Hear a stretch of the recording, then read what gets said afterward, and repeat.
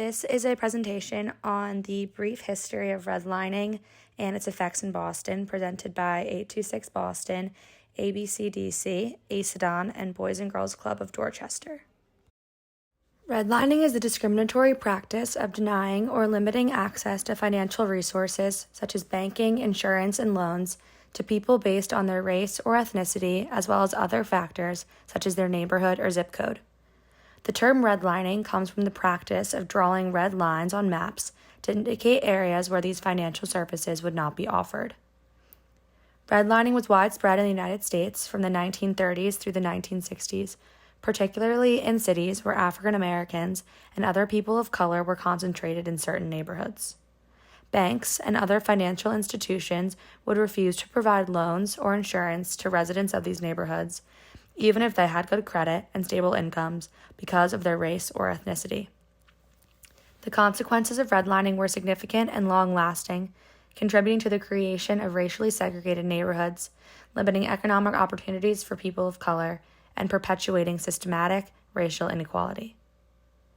Redlining also has had significant impacts on the social determinants of health, which are all of the social and economic factors that shape health outcomes.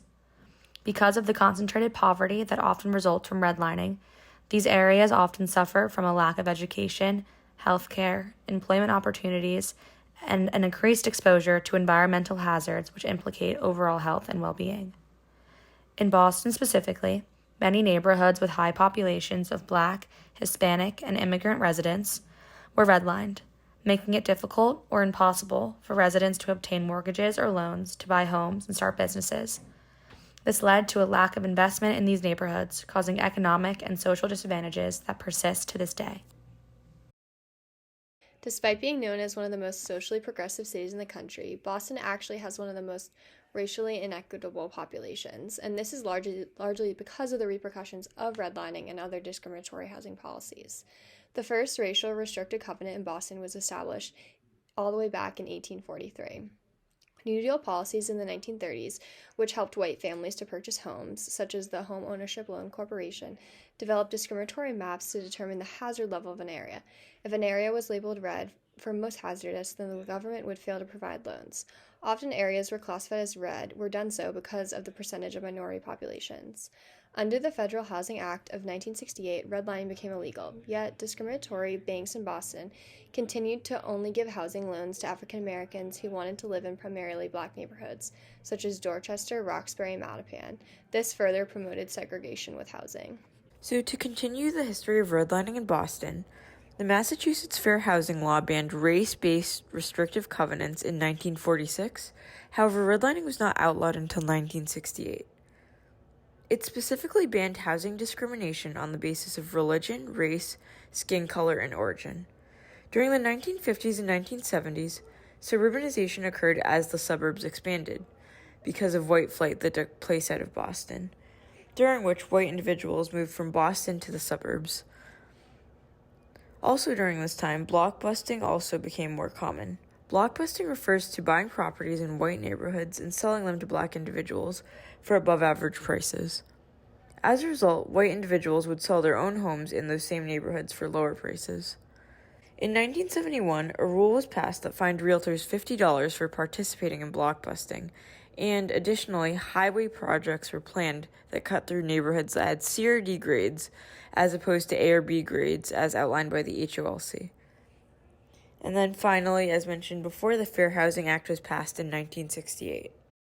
After discussing some of the history of redlining in Boston, we wanted to show a physical image of the redlining zones in Boston and where our 4Boston service sites are in relation to the redlining history of Boston. As seen in the bottom left corner, the different colors indicate the desirability of a neighborhood in Boston. We added our 4Boston service sites as locations on this map.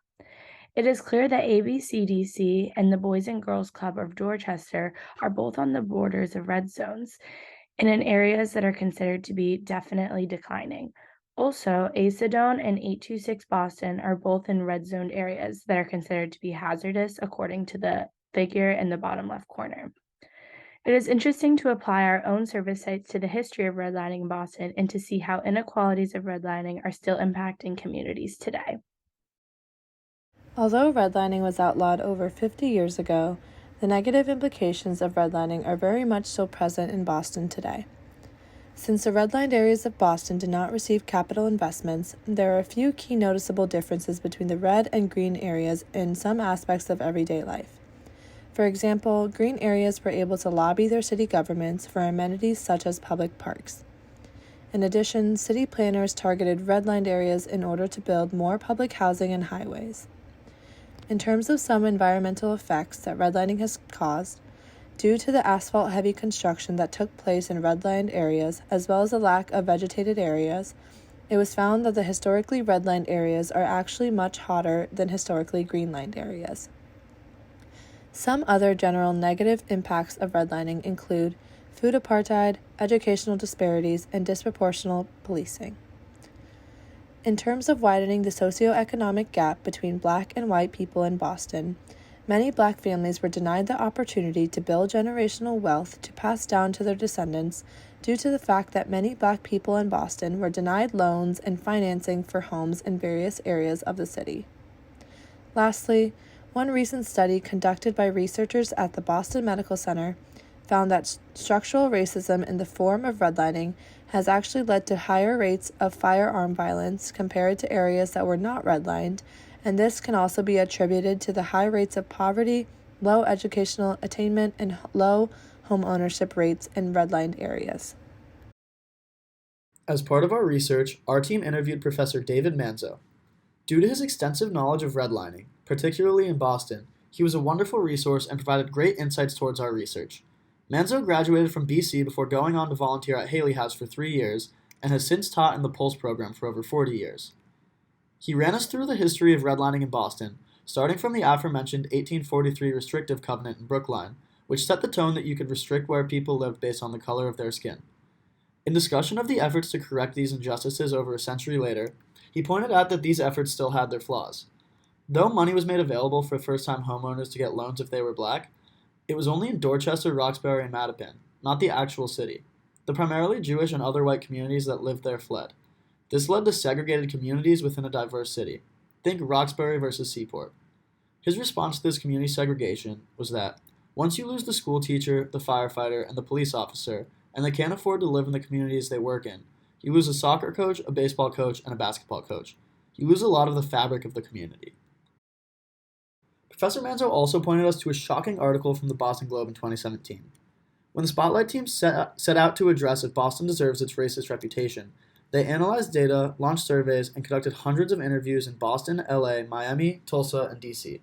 To determine net worth, they subtracted debts from assets. This meant debts like credit card balances, student, installment, car loans, medical debt, and mortgages.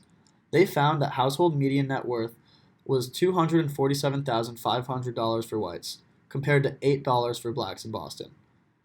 This was the lowest of all 5 cities.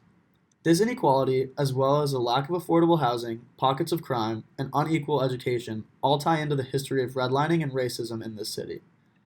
After shocking us with all this information, we asked Professor Manzo if there was any hope, and we were happy to hear that he truly thinks so.